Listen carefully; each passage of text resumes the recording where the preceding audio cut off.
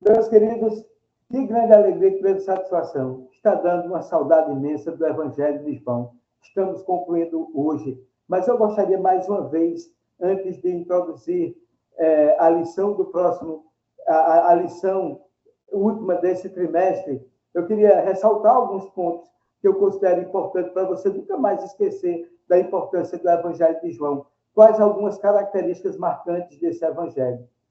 E veja que eu já abordei aqui, mas é importante ressaltar: cerca de 92% do material contido no Evangelho de João não se encontra em nenhum outro relato dos evangelhos.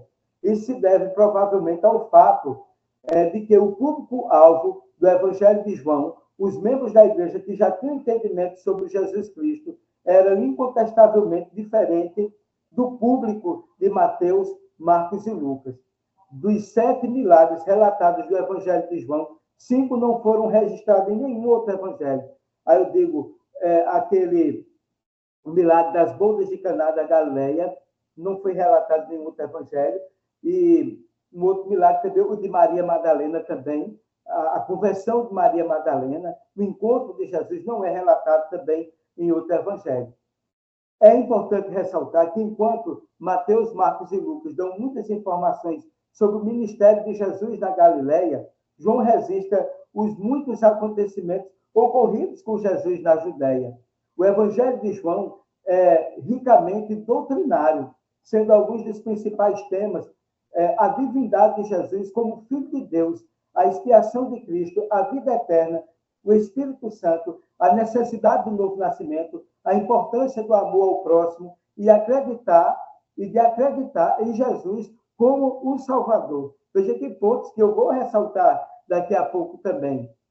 É importante também dizer que João enfatizou a divindade de Jesus como Filho de Deus. João registrou mais de 100 referências de Jesus ao seu Pai, com mais de 200 referências, com mais de 20 referências somente no capítulo 14 do Evangelho de João.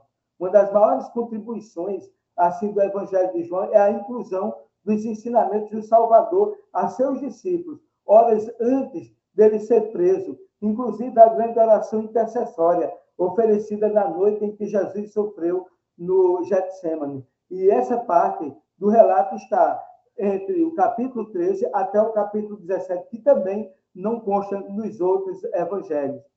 Representa mais de 18% das páginas do livro de João. É quando Jesus está se despedindo, fazendo a oração dele, a oração sacerdotal dele, em prol dos discípulos. Uma oração extraordinária. Você pode ler do capítulo 13 até o capítulo 17. Você vai encontrar esse maná sagrado. Sendo assim, correspondendo, como eu disse, 18% do livro do Evangelho de João, o que vai nos dar o entendimento maior da doutrina do Salvador e de que ele espera dos seus discípulos. Ele vai enfatizar mais a doutrina da salvação e o que ele esperava dos discípulos e, naturalmente, o que ele espera de todos nós. Sendo assim, mergulhemos agora no estudo da última lição do Evangelho de João. Vem comigo no estudo e que Deus continue te abençoando sempre.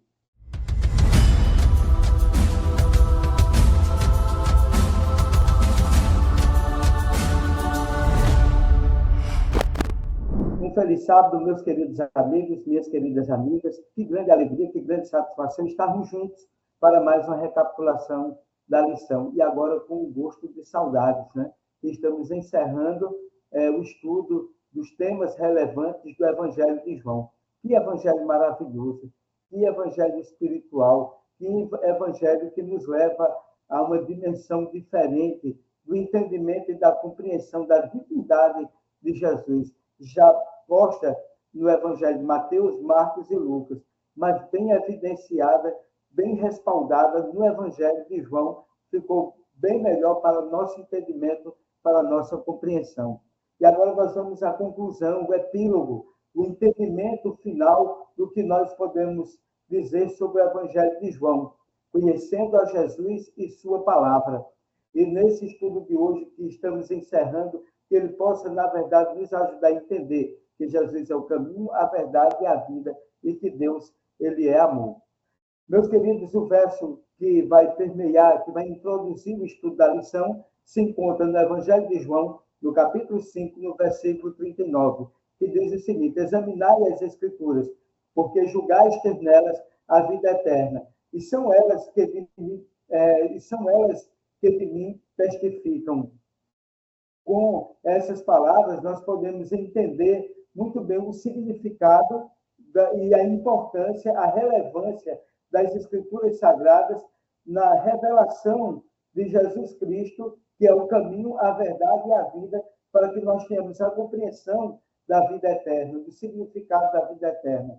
E então, nesse epílogo, conhecendo Jesus e sua palavra, a afirmação de João, capítulo 5, versículo 39, destaca para todos nós que o estudo das Escrituras deve conduzir a todos nós à pessoa de Jesus. Vejamos dois aspectos que são fundamentais nessa passagem para que nós possamos entender o que Jesus ele tem a nos ensinar. Primeiro, conforme o contexto do verso que acabamos de ler, as Escrituras testificam de Jesus como Messias prometido. Esse é o primeiro ponto. O segundo ponto, o perigo de conhecer as Escrituras sem conhecer a Cristo. O próprio apóstolo Paulo diz: aprendem sempre, mas nunca chegam ao conhecimento da verdade. Há pessoas que são profundas conhecedores da palavra de Deus, mas, portanto, não conhecem a pessoa de Jesus. E a Bíblia diz: a vida eterna é essa, que te conheço a ti como único Deus e a Jesus Cristo a quem enviaste. Se o meu conhecimento das Escrituras não conduzir a entender Jesus como caminho, a verdade e a vida, ele não terá um significado.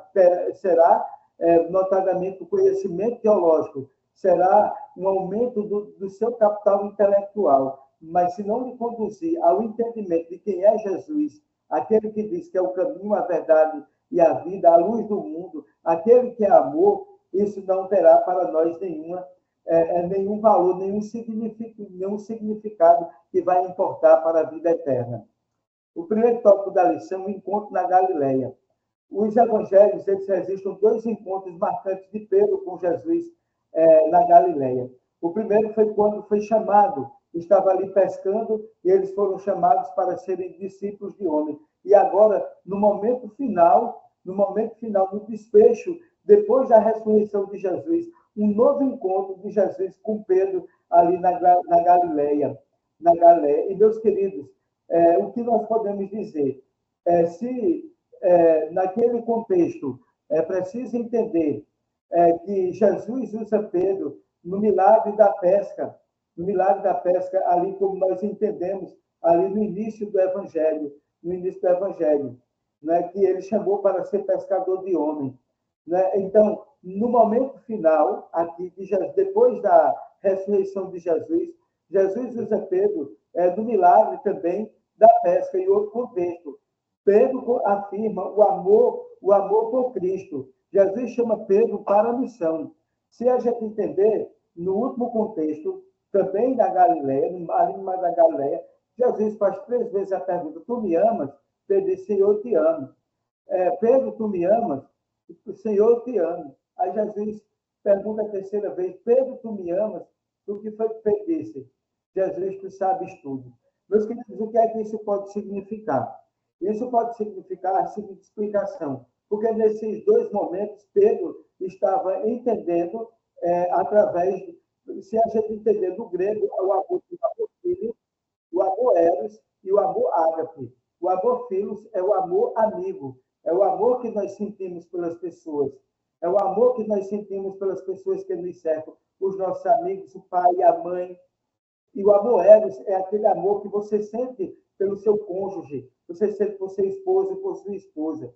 E o amor ágape é o amor superior, é o amor que só Deus possui, é aquele amor que está traduzido na cruz do Calvário. E esse amor ágape é o que Pedro precisava referendar nesse momento. Quando Jesus disse: Pedro, tu me amas? Senhor, eu te amo. Pedro estava no sentido filho, ou seja, Pedro estava no sentido que ele amava Jesus como amava qualquer pessoa. Segundo momento também, mas Jesus queria que Pedro entendesse qual era o amor que ele precisava entender, compreender e estar disposto.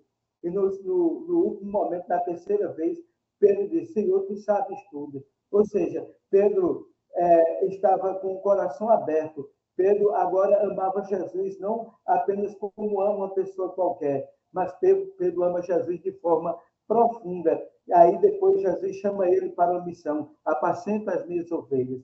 Depois que Pedro entende o amor ágape, a forma mais sublime de amar é que Pedro ele está pronto, preparado, né, para o quê? Para, assim, realizar a missão que Jesus está designando. E, meus queridos, se você, algum momento, fugiu da missão de Deus, do chamado de Deus, está na hora do reencontro. Pedro, que encontrou Jesus na Galileia, mas teve desencontros também com Jesus, principalmente no final. Pedro agora está se reencontrando com Jesus. E esse reencontro ele é sublime, porque ele vai importar a compreensão de que o amor ágape, veja, Deus ele não tem amor por nós, ele é amor. E se ele é amor, o que é que isso traduz para todos nós? Que nós somos contaminados por isso. E nós precisamos aprender e aprender esse amor em nossa vida, em nossa história, em nossa existência. Então, esse segundo encontro, o primeiro encontro foi um chamado, e o segundo encontro é a confirmação de Pedro, que se reencontra com Jesus. O Pedro que agora sabe o significado mais profundo da palavra amar. E por isso que Pedro foi, depois disso, um discípulo exemplar. Mas Pedro foi tão exemplar que no final da vida dele, compreendendo todo o amor de Deus, tendo sido julgado à morte também, de ser crucificado, Pedro deixou muito bem enfatizado. Isso é importante relatar. Eu não sou digno de morrer como meu mestre. E então Pedro foi crucificado de cabeça para baixo, porque Pedro entendeu o verdadeiro significado do amor, que é o amor ágape.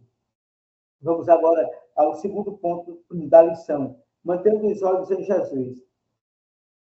Ressaltando ainda a questão de Pedro, as vitórias ou mesmo derrotas de Pedro dependia de onde ele fixava os olhos. Pedro, vocês sabem, fixar os olhos é importante. Lembra do episódio que Pedro estava andando por sobre as águas? Quando Pedro deixou olhar para Jesus, ele começou a afundar. Lembra-se quando Pedro negou Jesus três vezes? Naquele momento, Pedro estava em si mesmo. E se alguém está em si mesmo, ele não consegue olhar Jesus como deve ser olhado, não consegue ter experiência com Jesus como deve ter. Pedro está muito mais preocupado com a vida alheia. Ele confunde as palavras de Cristo. Pedro, ele era mais impetuoso, porque ele confiava mais em si mesmo e não confiava em Jesus Cristo. Mas quando Pedro ele confia em Jesus, ele declara o amor dele. Senhor, tu sabes tudo. Glorifica a Deus até a morte e obedece à palavra de Cristo. Pedro, em Cristo, ele consegue abrir mão do eu dele para o eu não. Antes Pedro era eu posso, agora eu não posso nada. Cristo é quem pode tudo. Então, em Cristo nós podemos todas as coisas. E quando Pedro ele compreendeu isso, Pedro ele foi transformado, ele foi um homem diferente. E devemos entender o seguinte: devemos manter os olhos em Cristo. Assim como Pedro estava nas águas andando quando Cristo chamou. E quando ele tirou os olhos de Cristo, ele começou a afundar. Nós precisamos entender que só olhando para Cristo é que nós não vamos afundar em nossa vida. O autor e consumador da nossa fé está nos chamando para que nós possamos olhar para Ele, para que nós possamos ter os olhos fixos nele. E a gente aqui parafraseia o Salmo 121. Eleva os meus olhos para os montes. De onde virá o meu socorro? O meu socorro vem do Senhor, que fez os céus e a terra. E aqui, assim como Pedro, nós somos chamados a olhar para cima, olhar para Cristo, o autor e o consumador da nossa fé. Vamos agora ao terceiro tópico da lição, luz e trevas. A Bíblia apresenta o contraste entre a luz e trevas. E é ali que, no capítulo 1 do Evangelho de João, e nos diversos versículos que nós encontramos, apresenta Jesus como a luz do mundo. Jesus ele anuncia a luz para um mundo que estava em trevas. Jesus anuncia a luz, porque ele é a luz dos homens. Os ímpios rejeitam a luz. Os cristãos, eles refletem a luz. A luz vencerá as trevas. E Jesus, como a luz do mundo, ele vai nos tirar das trevas para a sua maravilhosa luz. E é exatamente isso que nós precisamos. Nós não estamos no escuro, porque o Senhor, ele se revela a todos nós como a luz que pode iluminar a nossa mente, iluminar a nossa vida, iluminar a nossa caminhada. Isso é bem ressaltado, no Evangelho de João. No quarto tópico da lição, teologia em cima ou embaixo. A crença cristã pode ser entendida por duas abordagens principais, a teologia de baixo e a teologia de cima. A teologia de baixo é aquela teologia ressaltada em João, que depende de milagres. Às vezes, as pessoas elas querem crer por aquilo que elas veem, por aquilo que elas receberam em troca. Mas a teologia de cima é a fé que crê na palavra de Cristo. Porque a fé é o firme fundamento das coisas que se esperam e a ser o fato das coisas que não se veem. E Jesus ensina que bem-aventurados os que creem sem ver, em João, capítulo 20, versículo 29. Então, essa teologia de baixo, que eu preciso ver para poder crer, ela precisa receber uma outra teologia, a teologia de cima, aquela que eu olho para Jesus Cristo, autor e consumador da minha fé. Eu olho não para as coisas terrenas. Eu estou com Cristo independente de recebê-lo ou não, porque eu sei que tem um tesouro maior, que eu tenho um tesouro melhor, eu tenho uma herança maior, eu tenho uma herança melhor. E, nesse sentido, nós somos chamados à teologia de cima. Somos bem-aventurados quando nós cremos, muito mais do que quando nós recebemos. Esse é um ponto importante a ressaltar na lição. Na quinta-feira, o último tópico da lição, permanecendo em Jesus. Se você observar o capítulo 15 do Evangelho de João, apresenta-nos Jesus como a videira, o pai o agricultor, e os crentes são os ramos. E o que é que nós aprendemos? Jesus a videira, o pai o agricultor, e nós como os ramos. O que é que nós podemos aprender? Primeiro, aqui está a contextualização do capítulo 15 do Evangelho de João. Ramos infrutíferos, Deus corta e lança no fogo. Ramos frutíferos, Deus limpa para dar mais fruto. Veja bem, vai podar para dar mais fruto. A palavra de Cristo limpa os ramos, purificando. A palavra de Deus, porque a palavra é poder. Por isso que ele diz, examinai as Escrituras, porque julgais ter nelas a vida eterna, e são elas mesmas que testificam de mim. E outro ponto também, permanecer em Cristo é necessário para ser purificado. Se nós queremos ser purificados, nós precisamos receber e nós precisamos também permanecer. Receber é uma coisa, permanecer é outra. E o último tópico aqui é o seguinte, desses pontos aqui que estamos levantando sobre o capítulo 15 do Evangelho de João, o objetivo dos ramos, dar frutos para a glória de Deus. Veja bem, então o que é que a gente vai dar? Vai dar frutos para a glória de Deus. Porque a árvore boa, ela dá frutos. E essa tem que ser preservada, tem que ser podada. E a gente tem que entender isso para que a gente dê bons frutos. Para que a gente não seja uma falta de exemplo. Como foi Judas, como foi Pilatos, como foi também os sacerdotes. Gente, eu estava vendo um documentário sobre como morreram os sacerdotes no ano 70 com a invasão de Jerusalém. Que final triste daqueles homens que negaram a Jesus. O final de Anás, Caifás, aqueles homens, foi um final trágico. E nós estamos aqui não para um final trágico, porque Cristo, ele veio ao mundo para salvar a humanidade. E quando eu conheço a palavra de Deus, eu conheço não para aumentar apenas minha capacidade intelectual, mas para, acima de tudo, conhecer aquele que é o caminho, a verdade e a vida. A minha vida vai ser ressignificada. O fruto que devemos produzir, que somos chamados a produzir, é o fruto do amor. Assim como Cristo, ele amou. Né? Porque Deus amou o mundo de tal maneira que deu o seu Filho unigênito para que todo aquele que nele crê não pereça, mas tenha a vida eterna. E então, esse epílogo do Evangelho, essa conclusão, essa apresentação geral do Evangelho, nós podemos entender o seguinte, que no Evangelho de João, nós aprendemos que Jesus é o Deus eterno e Criador.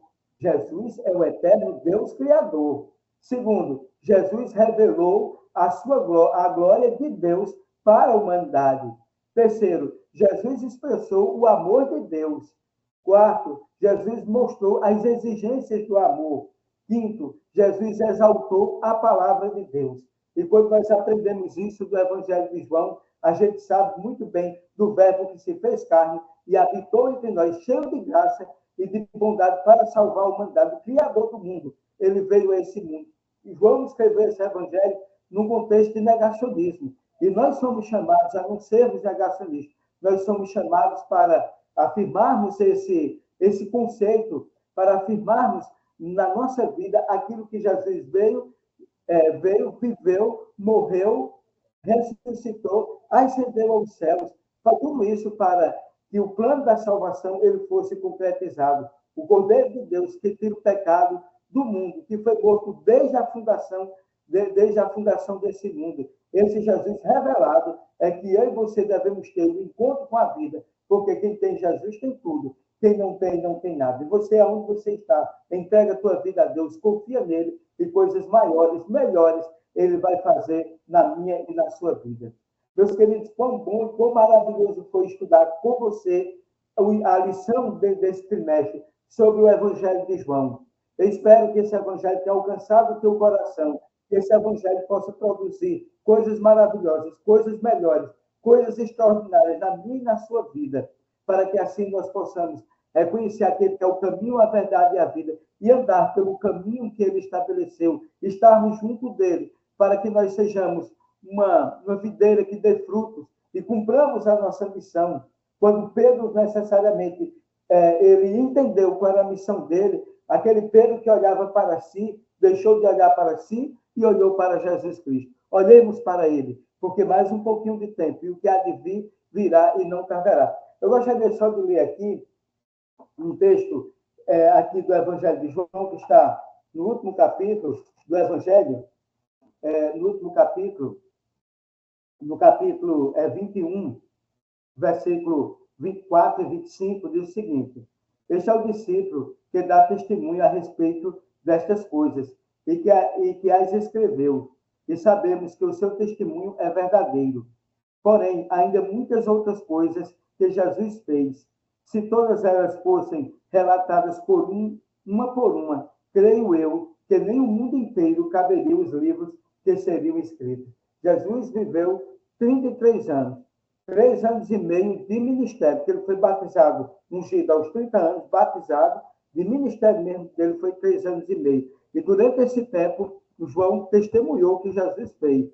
E ele disse, se fôssemos relatar o que Cristo ele fez, não haveria, eu vou dizer num contexto, não haveria biblioteca que coubesse os livros que teriam sido escritos sobre a vida e os milagres de Jesus. Meus queridos, se ele fez muito em pouco tempo, nós podemos fazer muito mais. Entrega a tua vida a ele, confia nele e seja um instrumento nas mãos dele para ajudar outras pessoas. Convido você, neste momento, a fazer uma oração comigo.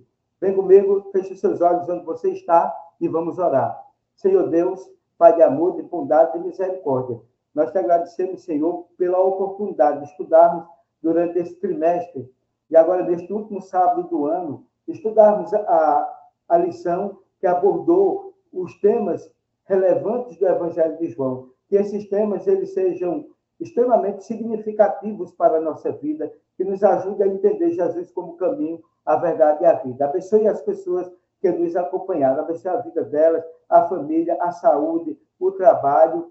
Eu te peço isso em nome e por amor de Jesus. Amém. Meus queridos, muito obrigado por tudo, por nos acompanhar esse trimestre. No próximo trimestre, muitas novidades nós teremos para que nós possamos aprofundar ainda mais a nossa visão sobre as Sagradas Escrituras.